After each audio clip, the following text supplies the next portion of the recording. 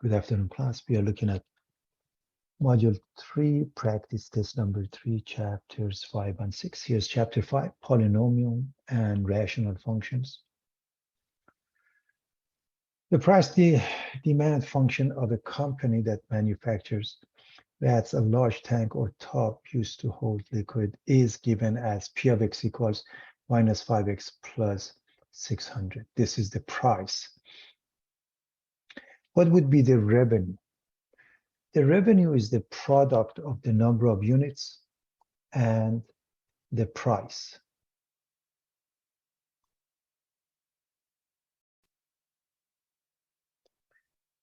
So R of x is the product of x, the number of units, and the price.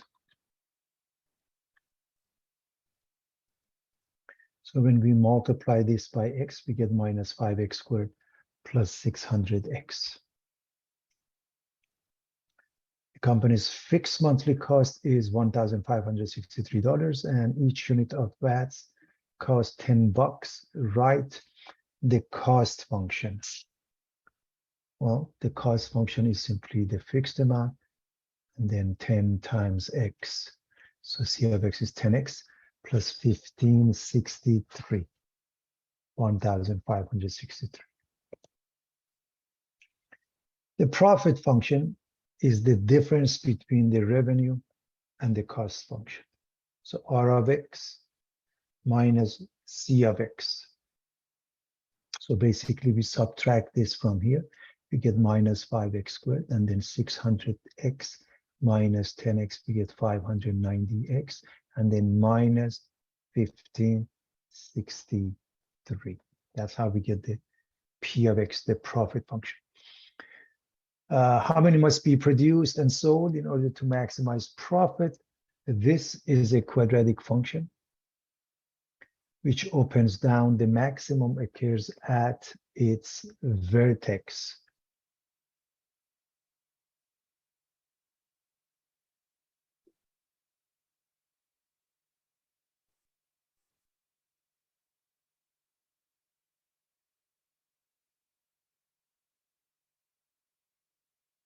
X equals minus b over 2a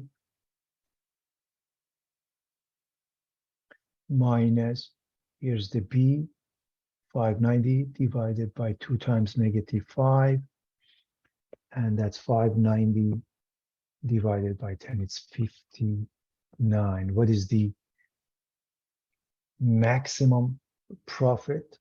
So into the profit function, we put the x, which is 59, and we plug it into a calculator to evaluate this, and it becomes $15,842. What is the price? What price must the company charge in order to maximize profit? We go to the price function at the very top and replace the x with 59 here. That gives us $305.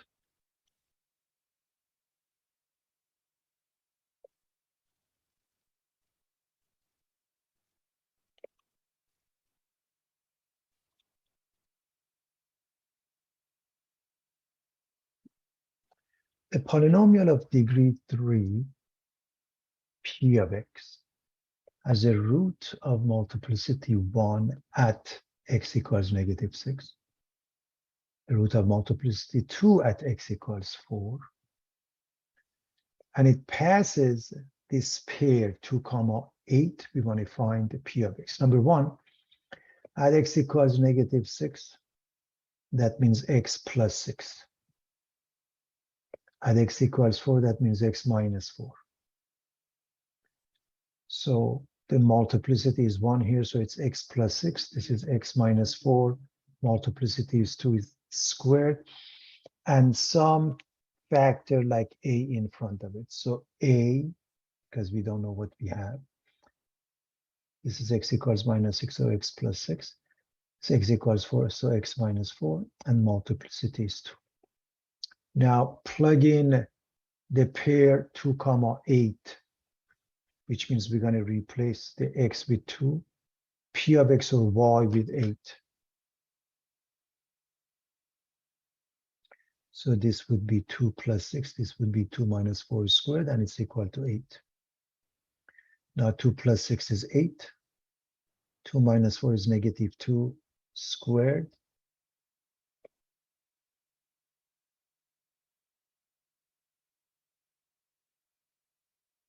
This is 4. I hope you realize this 8 and 8 cancel each other. So 4a is 1. A becomes 1/4. Put them all together, and you're done.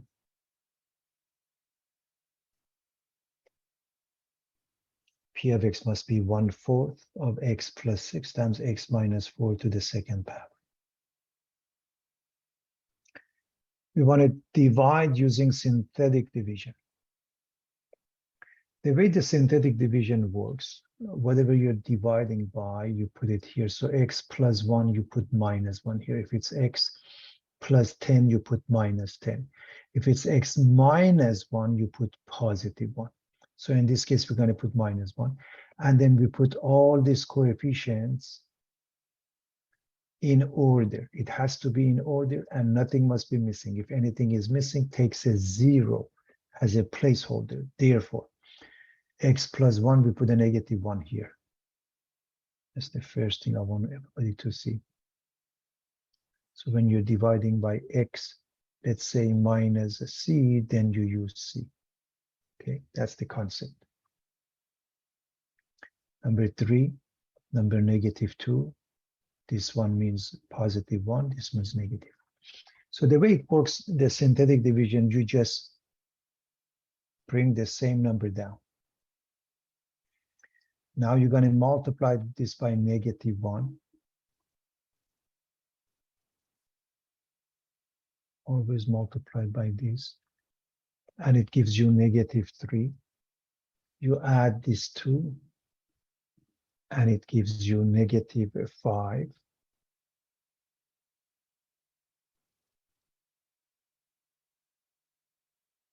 Again, you multiply by negative 1, it gives you positive 5.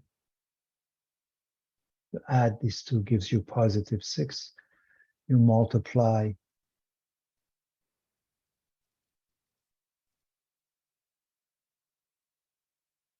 again by negative 1, giving you negative 6. They add up to negative 10. So this started with x cubed, and you're dividing by x, so it's going to go down by 1.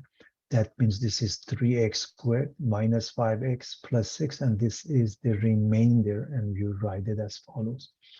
3x squared minus 5x plus 6 plus negative 10 over x plus 1, or one might write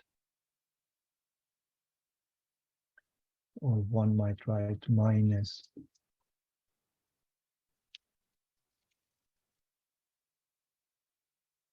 10 over x plus 1. Either way is fine, as long as you're consistent.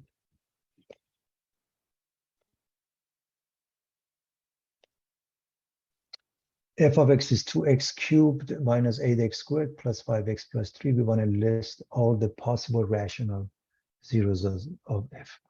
Here's the rational zero theorem. It says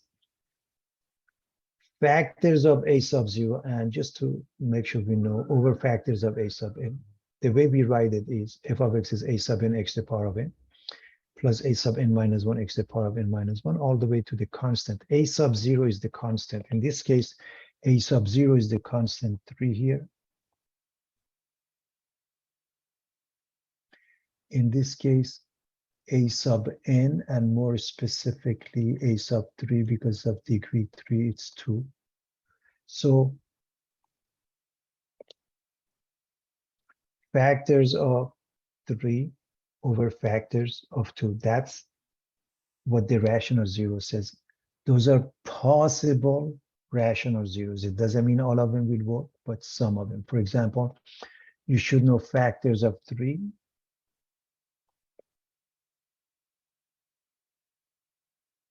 Or plus minus 1, plus minus 3, and for 1 will be plus minus 1, plus minus 2.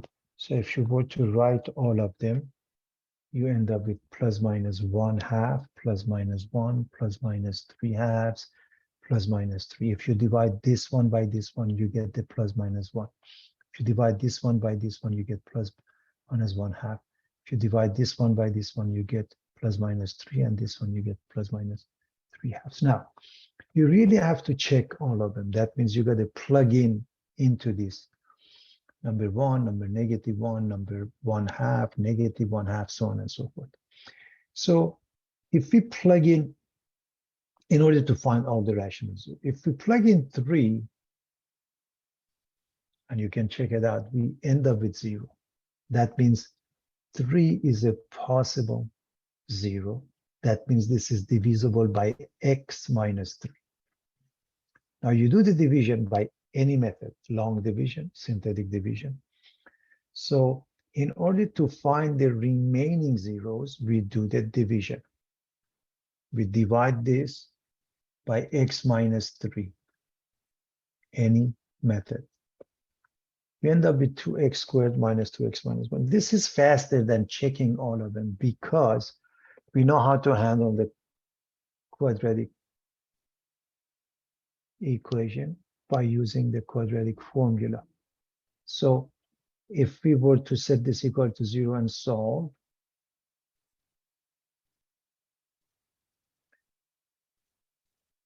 x is minus b plus minus the square root of b squared minus 4ac over 2a. I'm looking at this one, right?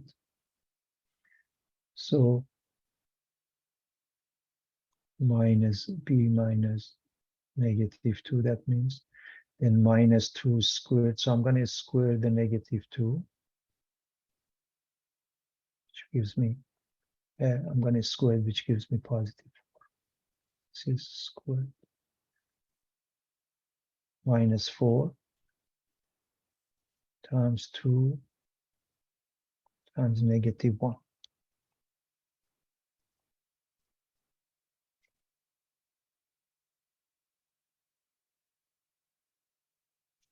So divided by 2 times 2, that will result in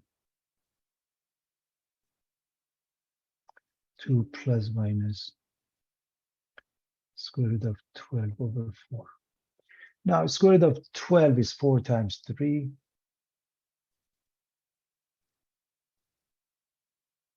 So this is 4 times 3. So that means 2 plus minus 2 square root of 3 divided by 4. And you can factor the common factor of 2 out. Becomes 1 plus minus square root of 3 over 2. I hope you see that. So how do we write this function f of x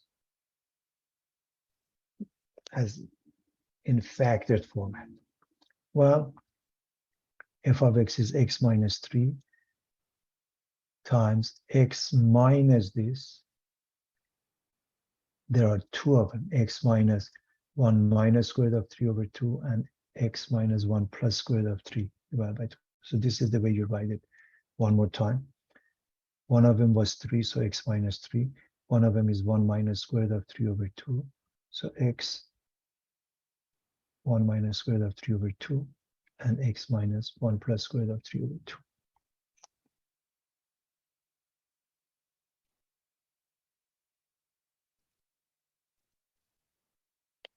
Okay, let me just fix this. This one is, let me just fix something. This one is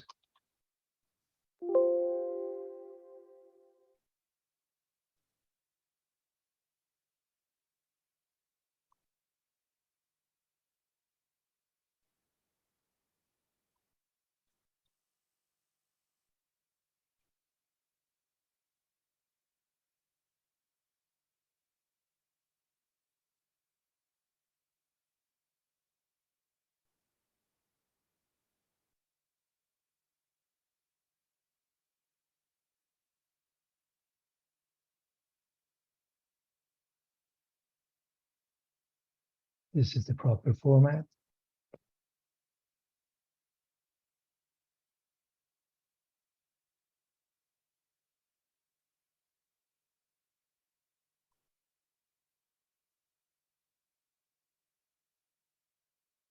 Okay.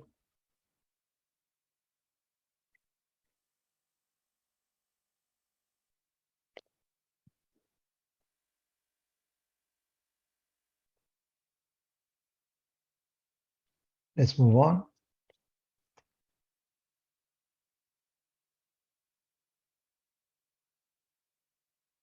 We are given the function f of x equals x to the power of 4 plus 2x cubed plus 22x squared plus 50x minus 75. They want us to calculate f of 1 and f of negative 3. If you go through the process and plug in 1, it gives you 0. If you go through the process and plug in negative 3, it gives you 0. What does it mean? It means we just have 2 of the zeros of the function. That means this is divisible by x minus 1, and this is divisible by also by x plus 3. If we were to use the rational zero there, this is a sub 0. So factors of this number over the factors of 1, because the coefficient of x to the power of 4 is 1. Obviously, would be many, many numbers you have to check. If we would use the technology, we would use graph, second calc, 0, or try 1 by 1. So it would take a pretty long time, but we have 2 of them again, so there is a possibility of doing that. Now it says 5i is a 0 of the function. Find the remaining zeros of f. There's a conjugate zero theorem that says if p of x is a polynomial with real coefficient, and if r equals a plus bi is a 0 of p of x, then conjugate a minus bi is also a 0 of p of x. And the conjugate for 5i is minus 5i. So this is of degree 4. It has 4 factors. So we would write x minus 1, x plus 3, x minus 5i, x plus 5i. That's how we would write it. And this part is x squared plus 25.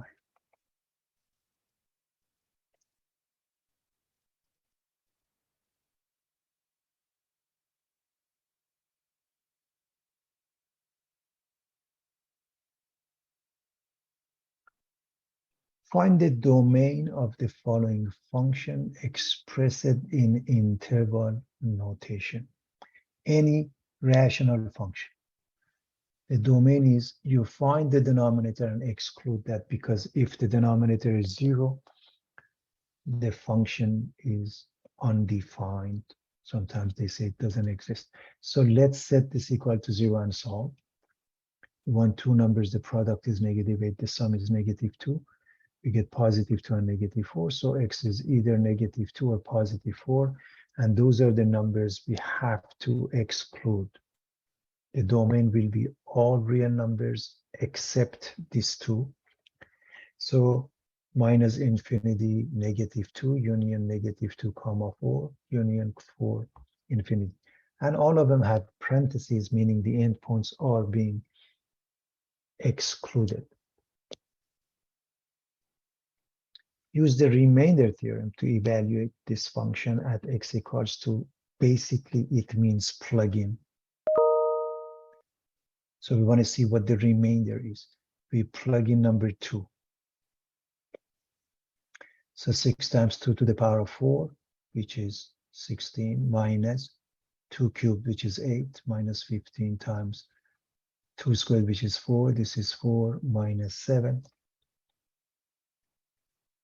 We multiply these two, 96 minus 8 minus 60 plus 4 minus 7. And when we put them together, we get 25. Now, What the remainder theorem says is, if we evaluate it and we get a 0, that means x minus 2 is a factor. If we get anything other than 0, that means if we were to divide this by x minus 2, it will give us the following remainder.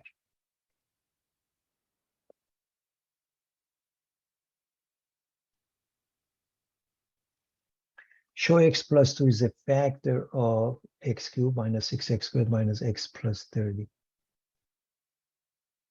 And find the remaining factors. Well, the fastest way is the remainder theorem.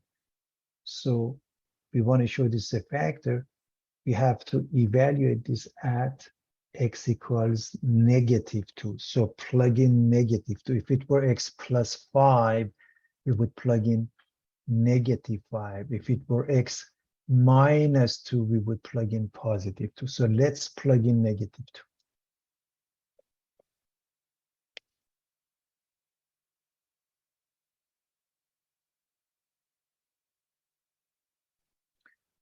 This is -8.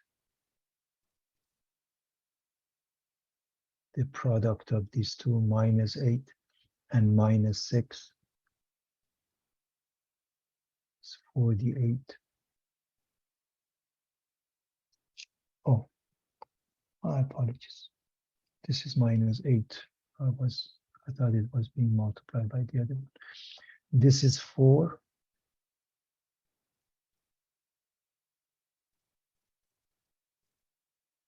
-24 plus 2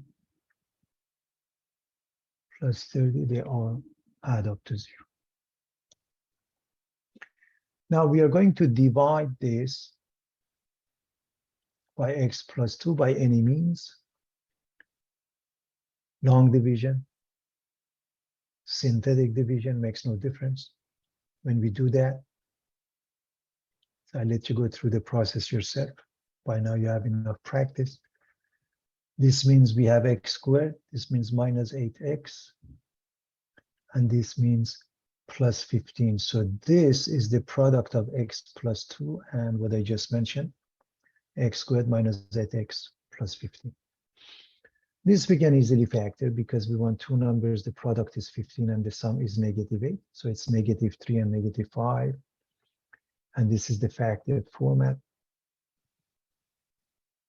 So what are the zeros of the function? Zeros of the functions are -2, +3, +5.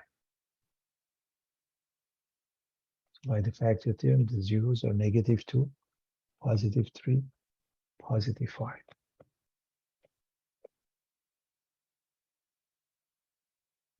Here's the function. We want to find the domain of f in interval notation. Any rational expression, you have to find the denominator in its factor from z equal to 0 and exclude that. So let's factor the denominator into x plus 4 times 2x plus 3. And by the way, they cancel each other and the numerator becomes 1 as long as x is not equal to -4, which means as far as the domain is concerned, you can always go back to this one, which means two things must be excluded. One of them is -4. One of them, what makes this denominator is 0, which means 2x plus 3 is 0. X is -3/2. So here's the domain. From -infinity to -4, union -4 to -3/2, union -3/2 to infinity. In short, we are excluding -4, we are excluding -3/2. That's how you find the domain. Find the asymptotes as well as any holes.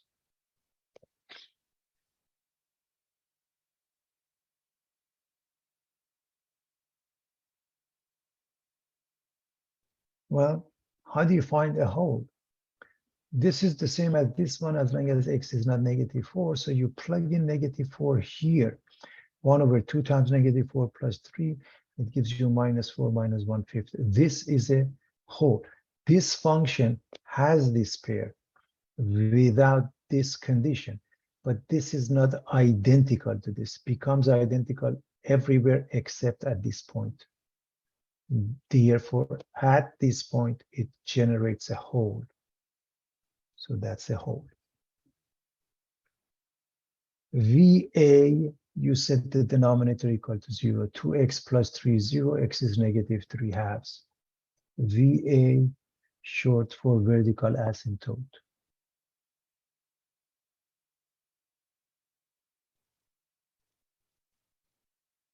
And it has an equation, x equals negative 3 halves, which is a vertical line. As far as horizontal asymptote is concerned, it's 0. And here's the reason. I remind you, given a rational function in the form of n of x over d of x, where the numerator is a sub n x to the power of n all the way to a sub 0, and the denominator is b sub m x to the power of m all the way to b sub 0. If n is smaller than m, horizontal asymptote becomes y equals 0. In this case, the degree of the numerator is 0, the degree of the denominator is 1, and therefore the horizontal asymptote is having the equation y equals 0. If n equals m, then the a sub n over b sub m will take over. And if it's precisely n plus 1, we have oblique asymptote, we have to do the division by any means. And this portion, this linear portion, becomes our oblique or slant asymptote. So therefore, the horizontal asymptote y equals 0, there is no oblique asymptote because you can't have both of them. So this is your vertical asymptote. This is your horizontal asymptote. So y equals 0 is the x-axis. And this one is x equals negative 3 halves. Roughly, this is negative 1, negative 2, so on and so forth. Find the intercepts. When x is 0, you want to find y. When y is 0, you want to find x. So when x is 0, if you replace the x with 0 here, this goes away, you get 1/3. So your y-intercept is 0, 1/3. But y or f of x, if I set this one equal to 0, a rational function, a fractional format is 0 when the numerator is 0. Since the numerator is a number, there is no x-intercept.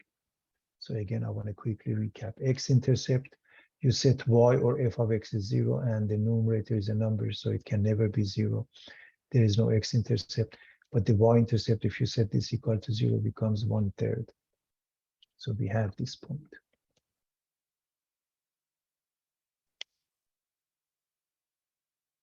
Locate at least one point on each side near the vertical asymptote. Here's your vertical asymptote. For example, if you plug in -2 here, you get -1. If you plug in -1 here, you get +1. So all you have to do, evaluate and try to use easy numbers. So clearly, here's the piece at top, here's the piece at the bottom, and that's a whole. By the way, remember it's a function, okay? So when I say this piece, it can't have both pieces here, okay? I can't have this one and this one. Because I have this one, then I can't have any more here. So this, sketch the graph, this piece, and over here, don't forget we have a hole here.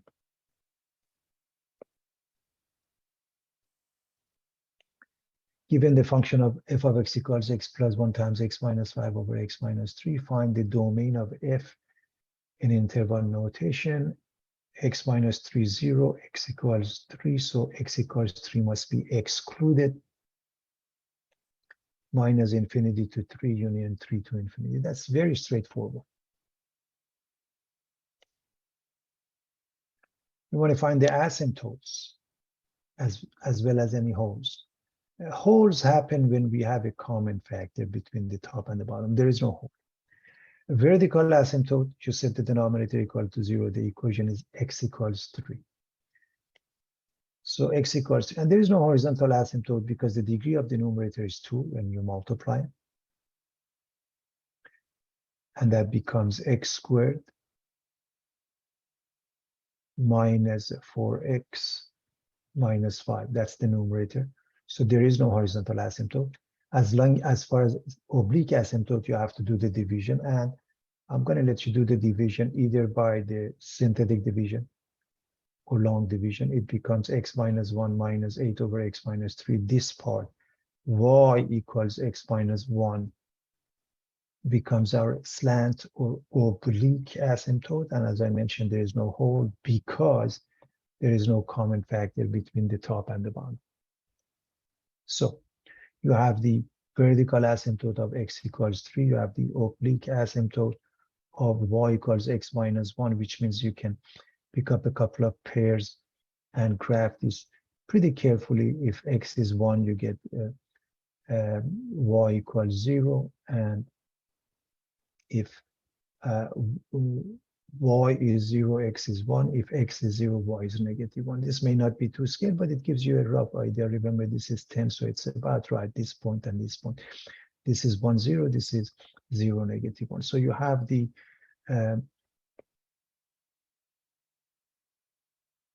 oblique asymptote. Find the intercepts of f. Let's look at the x and y intercepts. The x-intercept, y is 0. That means f of x is 0, and it happens when the numerator is 0. So again, f of x or y is 0 when the top is 0. That means x is negative 1, x is positive 5. So we have negative 1, comma 0, 5, comma 0. So those are the x-intercepts. The y-intercept, you replace the x with 0. This becomes 0, this becomes 0, this becomes 0. 1 times negative 5 is minus 5 over minus 3 becomes positive 5/3. So we have negative 1, 0, 5, 0. And the y-intercept is at 0, 5/3. And right away, you should really recognize that this should be the graph here, and this should be the graph here. Locate at least one point on each side of the vertical asymptote. This is on the right side. These two are on the left side. We don't really need any more. And it looks like that. So we have the graph precisely. Here's the function f of x equals x over x minus 2. Sketch graph of f using technology to determine whether it's a one-to-one function. The assumption is by now we have graphed a lot of them, so we can just use a graphing calculator to graph this. We do that. We notice the vertical asymptote of x equals 2. The horizontal asymptote is 1. The degree of the numerator is 1. The degree of the denominator is 1. So their coefficients, so y equals 1. So again, I want to make sure everybody can see that. So this has the equation x equals 2. This has the equation y equals 1. So yes, it is a one-to-one function because it passes a horizontal line test. Vertical line test, it passes, it is a function. Horizontal line test, come up with any horizontal line, it doesn't cross the graph more than once. So yes, it is a one-to-one function. If it is, let's find its inverse. So we're going to call this y to make it easy. We do the cross product. Before we do that, let's interchange x and y. Let's call this x, let's call this y. And right here we have the inverse function. However, we solve for y by doing the cross product right here. So if I multiply these two, I get x times y minus 2x. If I multiply these two, I get y. And I can move things around by writing xy minus y equals 2x. On the left side, I'm going to take the y out. And I'm going to divide both sides by x minus 1, and that is the inverse function.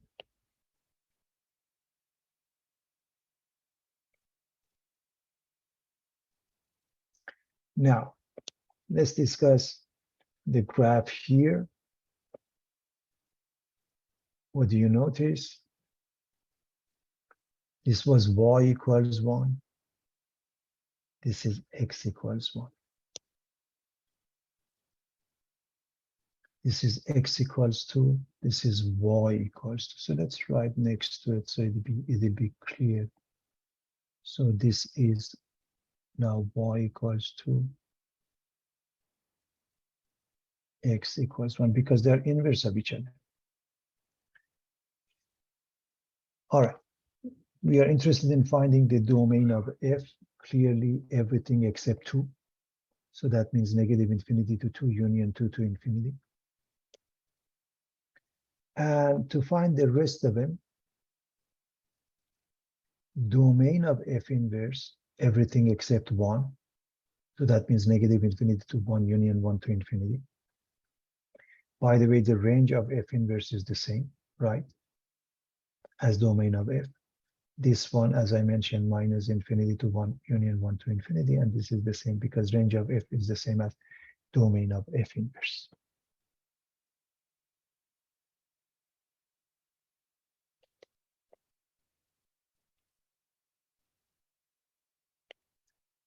Solve the following inequality, and to do so, we want to factor everything. The denominator is fine. We factor the numerator.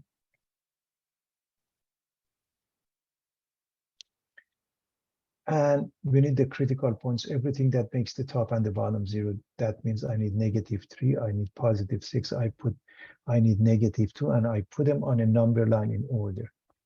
So again, each one that makes it 0 is considered a critical point. This one, we need x equals -3. This one, x equals 6. This one, x equals -2. We put it on a number line in order. And all you have to do, just figure out what the sign is, and then we are interested in greater than or equal to 0. So here's x, here's f of x. All you have to do, pick up TP, short for test points.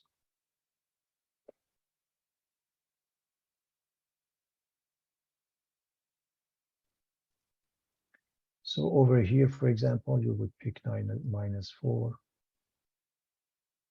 -2.5. Over here, this easiest number would be a 0. Over here would be 7. And I'm going to start with 0. I want to make a point. If you plug in 0 here, this becomes +3.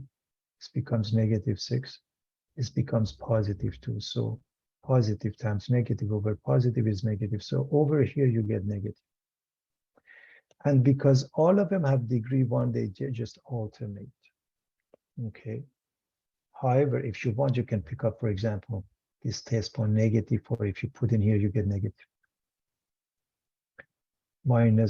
That means -4 plus 3 is -1. -4 minus 6 is -10. And -4 plus 2. All of them are negative. Negative over negative is negative. So what are we looking for? Greater than or equal to 0. So we are looking for positive. So it's from here to here, union here to infinity. However, this is what you want to be very careful of.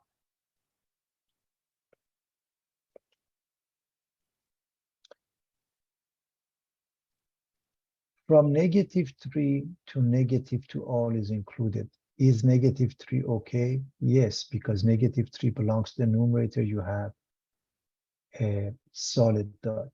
But -2 can't be because it makes the denominator 0. So that's the whole here. Can we choose number 6? Yes, 6 makes the numerator 0. So that's okay. So from -3 to 2, union 6 to infinity. And the only one not included is number 2. So that's how you write that.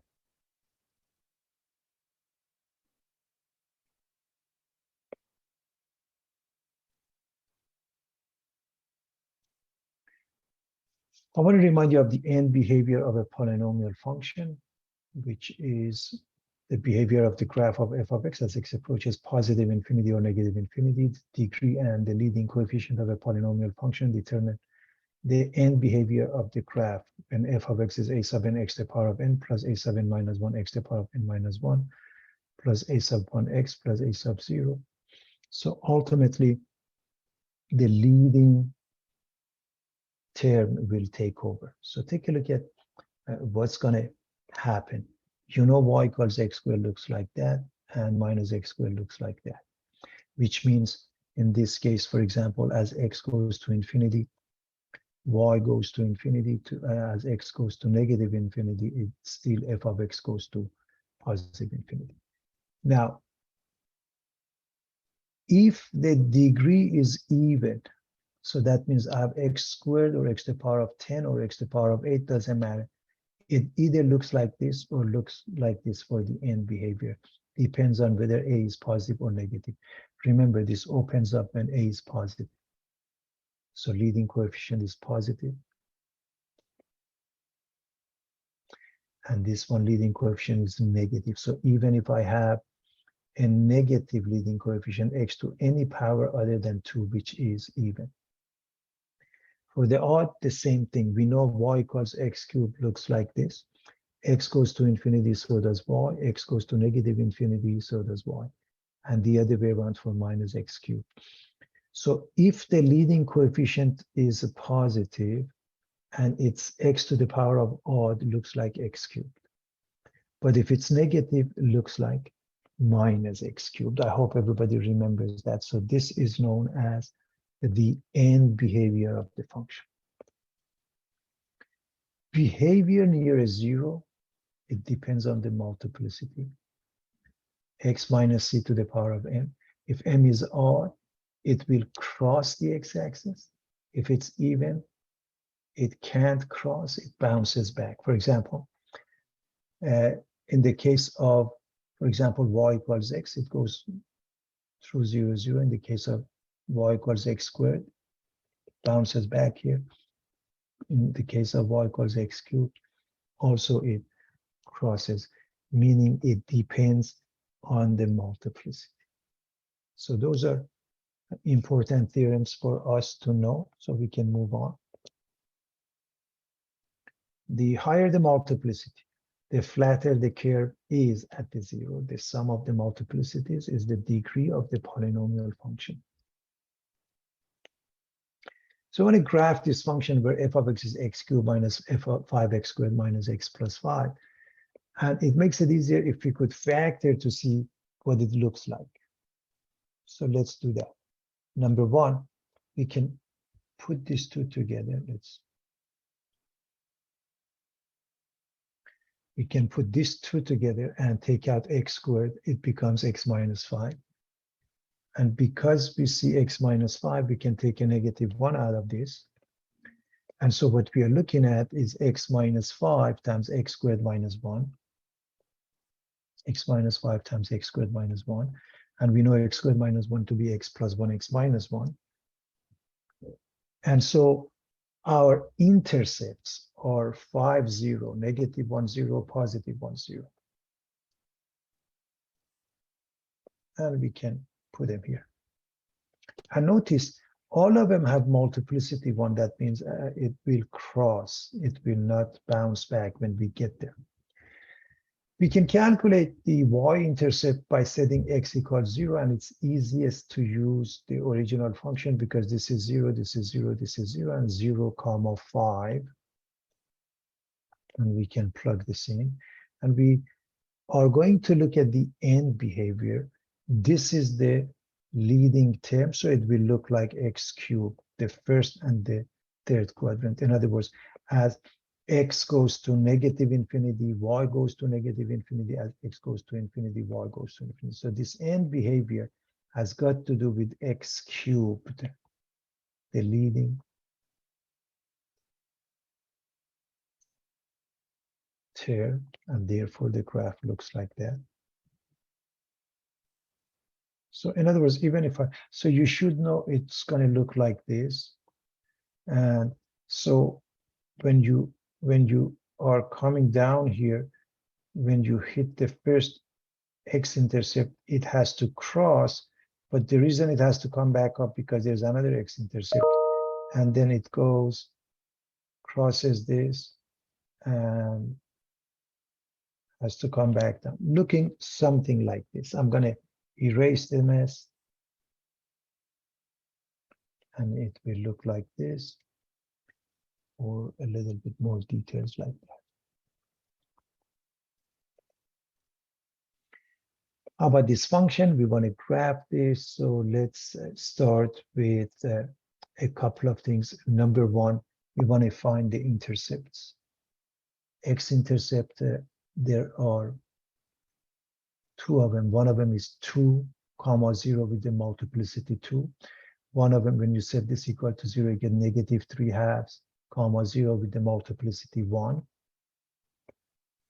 And we can draw those. And because this has a multiplicity 2, that means it can't cross. Sometimes we use this arrow to indicate that when we hit that, it can't go through. All right, now that we have those, let's look at the y-intercept. If I replace the x with 0, I get -2 here and I get 3 here. -2 squared, positive 4 times 3 is 12. So I want to quickly show you. If I put 0 here,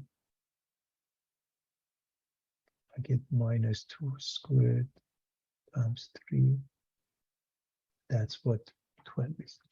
Now, what you really want to notice is just the first term. If we were to multiply those, I hope you see that it's 2x cubed, and I don't even need the rest of them. I just need this leading term, which ultimately looks like x cubed, meaning the end behavior, x goes to negative infinity, so does y, x goes to positive infinity, so does y.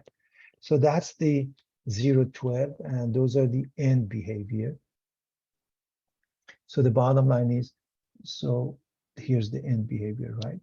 So it hits it here, it has to come back up, and whether it goes like this and comes back down, or goes like this and come back down, we may not know that, and we need calculus for that, but at the very least, we have a rough sketch, and so it will look like this, or with a little bit more details looking like that.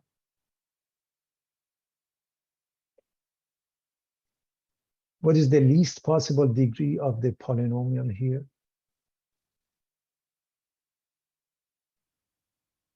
And we want to write an equation. Well, the answer is 4, because there is 1, 2, 3 terms. So the number of terms plus 1. Okay. So now, this point is -3. So we have x plus 3 here. This point is -2. We have x plus 2. This one is +1. We have x minus 1. This goes through.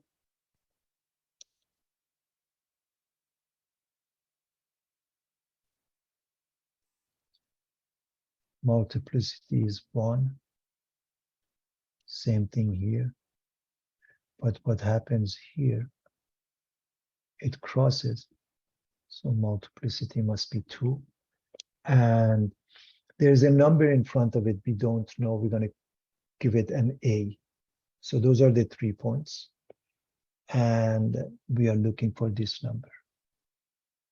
So x plus 3, a times x plus 3 times x plus 2 times x minus 1 squared. Now let's find an easy point. As you can see, we have the y-intercept at 0, 3, right, this point. So replace f of x or y with 3.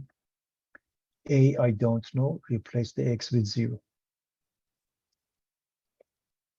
So this is 1 times 2 times 3. So this becomes 6a.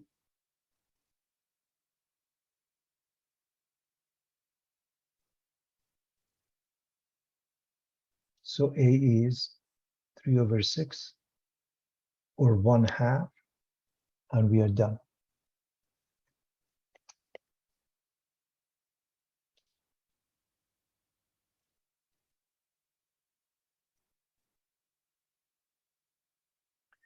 Find the degree leading coefficient and the maximum number of real zeros of this polynomial f of x equals 2 plus 3x to the power of 6 plus 4x to the power of 7 minus 6x. Also describe the end behavior. Number one, let's put it in descending order.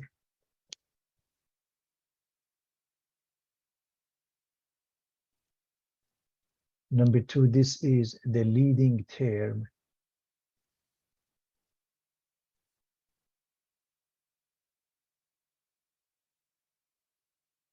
So the degree is 7.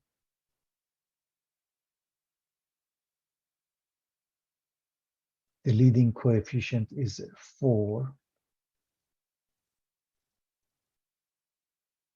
The maximum number of real zeros is also 7, the degree, right? Remember, considering also the multiplicities, they add up to the degree. Now, this is odd. So and this is positive. So because this is positive and this is odd, it basically behaves like x cubed. X goes to negative infinity, so does y. Remember, f of x is the same as y. X goes to infinity, so does y.